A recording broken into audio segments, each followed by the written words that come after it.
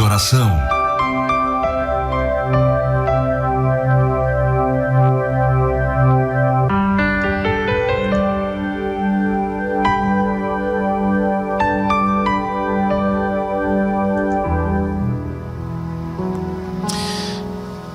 Queridos, vamos meditar na palavra de Deus. Eu quero convidar você para estar meditando conosco, né? A palavra de Deus que é o alimento para nossa alma e nós precisamos alimentá-la a cada dia com a palavra de Deus. Jesus disse que nem só de pão viverá o homem vive também de pão, do pão físico, mas ele disse que nem só disso viverá o homem, mas de toda a palavra que sai da boca de Deus.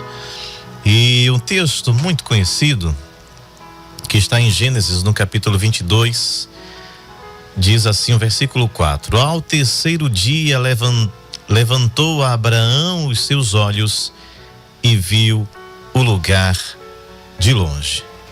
Só esse versículo, porque a história é bastante conhecida, exceto pelos novos convertidos. Então a história vai contar sobre quando Deus ele pede em sacrifício, e sacrifício é literalmente sacrificar,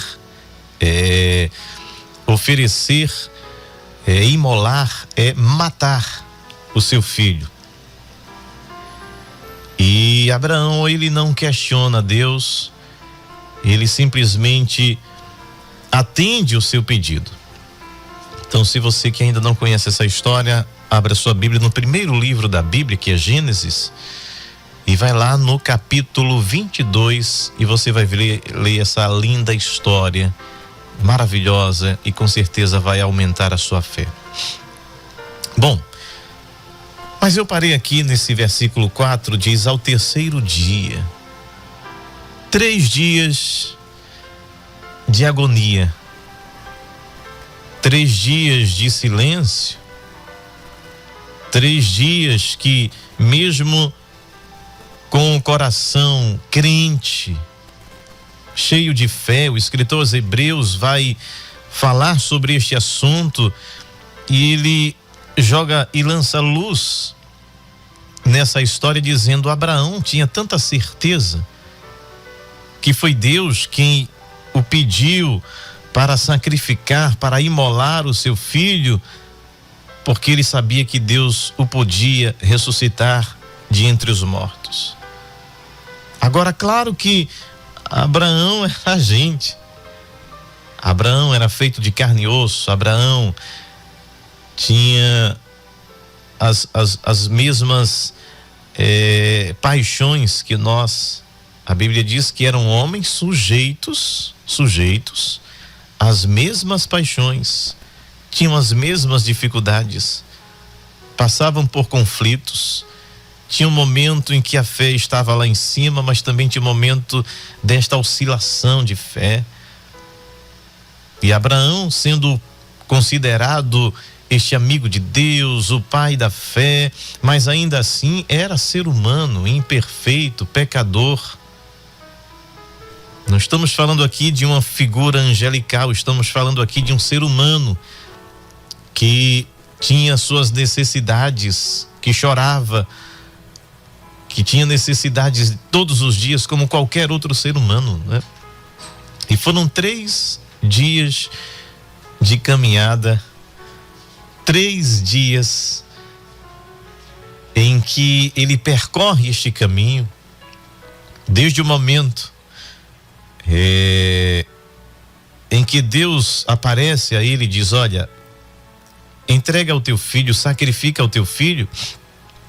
Abraão entende que é um pedido literal, porque na época de Abraão, as religiões, muitas delas já tinham a prática do sacrifício humano. Então não era algo desconhecido, não era algo em que o próprio Abraão não estivesse acostumado a ver, porque outras nações, outros povos, claro que estamos falando aqui de um tempo em que a nação de Israel não existia, né? Ela nasce a partir de Abraão, de Isaac, Jacó, das tribos, daquele crescimento extraordinário no Egito, e depois dessa saída até eles ocuparem a terra onde eles ocupam hoje, né? Minimamente, claro, Israel foi sendo ali tomado várias de suas porções, e hoje é um país bem pequenininho. Mas quando Deus aparece para ele e pede Isaac em sacrifício, e é interessante que ele diz assim: dá-me o teu filho, o teu único filho. Ora, já tinha Ismael, mas Ismael é o filho da descrença. Ismael é o filho da desobediência, da impaciência, da inquietude da alma, da falta da confiança em Deus, do olhar da impossibilidade humana e descrer de um Deus que para ele tudo é possível. Então Ismael não era o filho de Abraão da promessa. Quando Deus diz o teu único filho, ele não está desprezando Ismael, ele está dizendo que o filho da promessa é único. Abraão poderia ter tido 10 filhos, mas o único filho de Abraão ainda continuaria sendo Isaac, porque este é o único filho da promessa. É o que Deus prometeu. E é por isso que Deus diz: sacrifica o teu filho, o teu único. Um filho esperado, aguardado, até a presença de seres angelicais ou de uma teofania que aparece a Abraão e diz: olha, Sara, tua mulher, conceberá, e ela entende aquilo de uma maneira tão surpreendente que ela descreu esse se rir aí, riu-se Sara, não é que ela tenha dado gargalhadas, é um riu-se de: já sou velha, já passou o costume das mulheres, eu sou estéril, como é que eu vou ter filhos? É uma descrença naquela palavra. E é por isso que o anjo diz assim: por que se riu Sara, tua mulher? E ela diz: eu não ri, meu senhor. Ela diz: é certo que riste. Ou seja, dando a entender que não foi uma gargalhada, foi uma descrença no coração. Como quem diz, ele não sabe o que é que está dizendo. Então, Isaac é o único filho por ser o filho da promessa. E é, obviamente, um filho amado, querido, onde a promessa de Deus se cumpriu. Mas aí vem Deus e diz assim: este teu único filho, que é o filho da promessa, que é o filho teu com tua esposa Sara, e não com a serva egípcia, que não estava nos planos de Deus, não era o propósito de Deus. Ele diz então: o teu único filho com a tua esposa Sara, eu quero que você sacrifique a mim. É óbvio que Deus não aceitaria um sacrifício humano. A Bíblia diz aqui, em outra versão diz: mais tarde Deus quis provar a fé e a obediência de Abraão. E ele testa Abraão, ele prova Abraão, ele não tenta, porque tentação não vem de Deus, mas prova sim. E a prova de Deus é para nos melhorar, é para nos aprovar, é para nos tornar melhores, e é para que a gente nos torne mais fortes, mais crentes no Deus que pode todas as coisas. Então, quando Abraão, pela manhã, ao receber aquela mensagem, pela manhã, ele convoca alguns servos, pega todo o material do sacrifício, pega ali o jumentinho e começa uma caminhada de 3 dias. E é por isso que eu me ative aqui ao versículo 4, ao terceiro dia. É interessante que quando eu li aqui o terceiro dia, me veio a imagem da história da morte de Jesus, né? Ao terceiro dia. Por quê? Porque a sexta, sábado e antes de amanhecer o domingo, foram dias difíceis, foram dias de descrença, foram dias que discípulos foram embora, Cleopas e outros disseram: não temos mais nada para fazer aqui em Jerusalém, vamos embora para Emaús, né? São esses 3 dias em que o indivíduo fica ali se perguntando por quê. São os 3 dias que vem a inquietude na alma. São os 3 dias e você já está entendendo a mensagem. Esses 3 dias não são 3 dias literais de 24 horas. Esses 3 dias é o processo no qual eu e você estamos passando, enfrentando.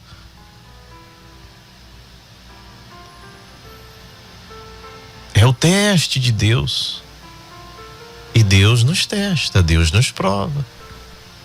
Não é para provar nada para Deus. É Deus mostrando para nós quem somos no momento da dificuldade. Deus não precisa saber de nada, porque Ele já sabe de tudo. Quando Deus assim o faz, Ele faz para me melhorar, para que eu olhe para dentro de mim, para que eu me enxergue, para que eu veja a minha própria capacidade, a capacidade de honrá-lo, a capacidade de amá-lo, a capacidade de crer no seu poder, a capacidade de crer na sua intervenção. Um certo pregador diz assim: crer em Deus, devemos crer em Deus numa confiança tal, e ele dá um exemplo de: é como se você estivesse numa aeronave e ela abrisse as portas e você com os olhos vendados e Deus dissesse assim: pula, sem paraquedas. E você mergulhar assim nessa graça, nessa confiança, dizer: foi Deus que mandou. É assim que a gente se lança todos os dias. A fé é o saltar no desconhecido, mas com uma certeza no coração de algo que Deus certamente fará. E não fará porque eu mereço, fará pela sua graça, fará pela sua misericórdia, fará pela minha dependência nele, pela minha pobreza de espírito, pelo meu reconhecimento de que nada sou, de que nada tenho, de que nada posso, de que sou pó, como disse o salmista. Lembra-te que somos pó. Não somos nada. Quando a gente se entrega desta forma, desta maneira, com essa total confiança, é por isso que quando o escritor aos Hebreus vai falar desses homens, não os trata como super-homens, como superdotados em sua sabedoria e inteligência, mas sim como homens que se entregavam por inteiro, que não pouparam nem a sua própria vida, a sua segurança estava em risco todos os dias. Que ele vai dizer: muitos foram prensados, muitos foram cortados ao meio, muitos foram crucificados, outros à espada, outros foram traspassados com lanças, outros foram queimados no fogo. Mas continuaram a sua marcha, continuaram olhando para o alto, na esperança de alcançar uma promessa que eles sabiam. A sua alma sabia que algo muito maior estava por vir. Eles não alcançaram em vida esta promessa. O escritor aos Hebreus vai dizer que eles não alcançaram a promessa. Que promessa é essa? Está lá em Gênesis 3:15, que da descendência da mulher nasceria um com o poder de esmagar o poder das trevas. Eles estavam caminhando para este alvo, para esta conquista, para esta glória. Eles trabalharam para que nós estivéssemos aqui hoje. São os trabalhadores do primeiro horário e que ganham e que ganharam o mesmo que ganhamos hoje, que chegamos aqui na última hora.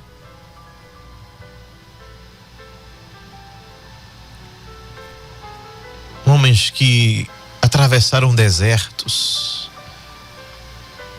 que passaram necessidades, que foram provados até o seu limite, o limite chegando ali no insuportável. Tiveram que ser providos por corvos como Elias. Tiveram que andar errantes pelo deserto, dependendo da providência divina. Tiveram que atender o chamado de Deus, como Moisés, dizendo: há milhões de pessoas no Egito, é você que vai liderar, vá, Moisés todo trêmulo, com medo, querendo fugir. Deus diz: você vai. Profetas extraordinários, aqueles que sabemos a sua história ou sabemos pouco, e outros que não sabemos que existiu, mas que estão escritos no livro da vida, que fizeram coisas extraordinárias, que morreram, que desapareceram, mas que foram projetados nessa glória eterna, abraçados por este amor sem fim. Abraão foi um desses homens que, mesmo com o coração ali trêmulo, angustiado, mas ele diz: foi Deus quem pediu, foi Deus que chamou, foi Deus que ordenou. Parece um eco do que disse Jó: Deus me deu, Deus tomou. Eu continuo glorificando o seu nome. Bendito seja o nome do Senhor. 3 dias. Primeiro dia dizendo: Senhor, como é que vai ser isso? A gente fica aqui tentando elaborar e pensar o que é que se passa na cabeça de um velho homem. O que é que ele pensava nesses dias, nessas horas? Parecia que o Moriá nunca ia chegar. Talvez no coração de Abraão dissesse: tomara que dure 10 anos para chegar no Moriá. Eu vou. Mas eu vou. Depois de 3 dias, levantou Abraão seus olhos e viu o lugar de longe. Ainda estava longe, ainda tinha um processo, ainda tinha uma caminhada. Que caminhada difícil, que caminhada dura. Atendendo ao pedido de Deus, se submetendo à sua ordem, mesmo que ela seja aos nossos olhos e a princípio uma ordem absurda, fora da lógica, fora da nossa compreensão, do nosso entendimento, mas como é bom a gente se submeter à ordem divina. Por mais louca que pareça, Paulo diz que ele até escolhe as coisas loucas deste mundo, as vis e desprezíveis, para confundir as que são. Deus escolhe as coisas mais absurdas e loucas para dar lições àqueles que se colocam num pedestal e dizem: eu sei, eu sou, eu posso, eu tenho. Deus escolheu os que não são para confundir as que são. Aí Abraão viu o Moriá de longe. E o que é que representa agora o Moriá para Abraão? Representa derramar o sangue do seu filho amado. Representa pegar um cutelo bem afiado e passar no pescoço, na veia aorta do menino, que ele um dia e por tantos anos pega no colo dizendo: foi promessa de Deus. Quando ele enxerga ao longe o Moriá, ele só enxerga um cutelo afiado passando no pescoço daquele menino que inocentemente estava ali dizendo: pai, está aqui a lenha, todo o preparativo para o fogo, mas será que o senhor não está esquecendo do cordeiro?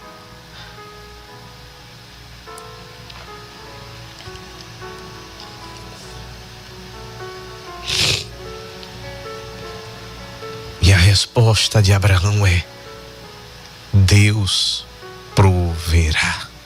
Eu não sei como é que vai ser. Ali não tem criação de cordeiros, ali não tem nada. Ele nem imaginava o que iria acontecer. Mas ele diz: Deus proverá.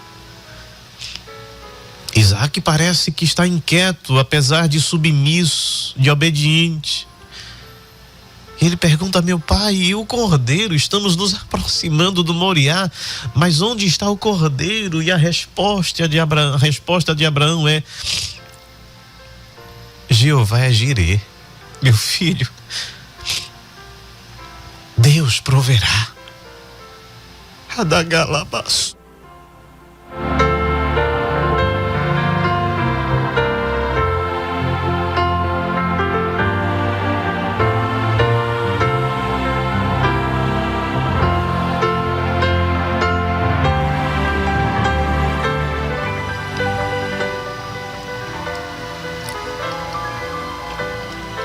E chegam ao Moriá, o monte do Senhor. Prepara-se o altar, coloca-se as pedras, a lenha. Além de matar, tinha que queimar. E quando ele prepara tudo, imagina a agonia, o pavor de Isaac. Quando o seu próprio pai, aquele pai amoroso, aquele pai que com certeza cuida do seu filho com mimos, dizendo: você é promessa de Deus, eu não podia ter filho, a sua mãe não podia ter filho, e Deus nos deu você. Agora você vai ter que deitar aí. Tem algumas versões que depois desse episódio vai dizer que é o Deus de Abraão, o temor de Isaac. Apesar da submissão e da obediência, Isaac deve ter ficado apavorado ali, dizendo: o que é que está acontecendo? O sacrifício sou eu. Certamente ele viu como é que eram feito o sacrifício, a degola do animal, e ele diz: agora sou eu o sacrifício. Mas em obediência o rapaz se deita ali. E eu creio que aquele velho senhor, cheio de confiança em Deus, trêmulo, mas levanta aquele cutelo e sem dúvida ele iria descê-lo, golpeando o menino no pescoço e vendo-o se debater e morrer. Aí Deus olha e diz: esse cabo é macho mesmo. Eita, que Abraão é obediente. Não provou para Deus, provou para ele mesmo, para o próprio Abraão, dizendo: eu te sigo até as últimas consequências. Por mais absurdo que seja o teu pedido, eu vou. Quando ele levanta aquele cutelo, o anjo surge, transpassa as dimensões numa velocidade extraordinária e diz: Abraão, agora sei que temes a Deus, e ele me enviou aqui dizendo: não faças tal, porque agora sei que temes a Deus. Aí de repente tem um cordeirinho ali preso com seus chifres nos matos, aí sai alívio de Isaac, dando glória a Deus. Jeová Jirê, Deus provê. Quando você pensa que está tudo acabado, meu irmão, minha irmã, Deus é Jeová Jirê. Pega o cordeiro, imagina a alegria. Eu fico imaginando Isaac saltando de alegria, dizendo: é, papai, Jeová é Jirê, Deus provê. Deus proverá para si o cordeiro. Deus proverá para si esta causa impossível. Deus proverá para si o que você está atravessando, e que por mais absurdo que seja, você se pergunta dizendo: Senhor, como é isso? E como isso foi acontecer? Mas a palavra de Deus para você é: Jeová Jirê, Deus proverá. Amém.